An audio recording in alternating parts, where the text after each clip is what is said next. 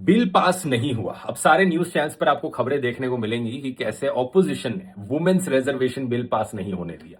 हैरान मत होना, कुछ दिनों बाद प्रधानमंत्री भी अपने भाषणों में जाकर कहने लगे, मेरी माताओं बहनों देखो कैसे ये औरतों के खिलाफ हैं, आप लोगों का बिल नहीं पास होने देते। लेकिन सच बात यह है कि वुमेन्स रिजर्वेशन बिल तो 2023 में पास हो गया था, 454:2 के वोट के साथ। तब किसी ने अपोज नहीं किया था उससे।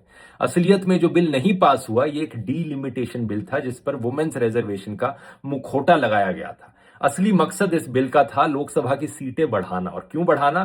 क्योंकि अगर एग्जिस्टिंग 543 सीट्स पर औरतों को रिजर्वेशन दे दी गई तो इन नेताओं को, इन पॉलिटिशियंस को अपनी कुर्सी छोड़नी पड़ेगी। ये लोग अपनी कुर्सी नहीं छोड़ना चाहते, इसीलिए इन्होंने कहा सीटें बढ़ा देते हैं और जो बढ़ी हुई सीटें हैं उन पर औरतों को रिजर्वेशन दे देंगे।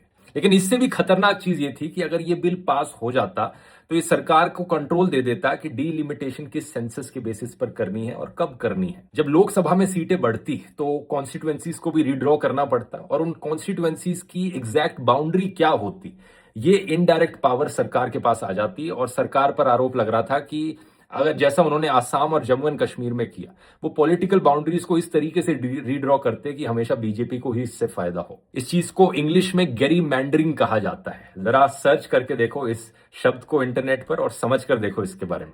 और जहां तक वुमेन्स रिजर्वेशन का सवाल है, प्रधानमंत्री से पूछो एग्जिस्टिंग 543 सीट्स पर क्यों नहीं दे देते रिजर्वेशन, बताओ।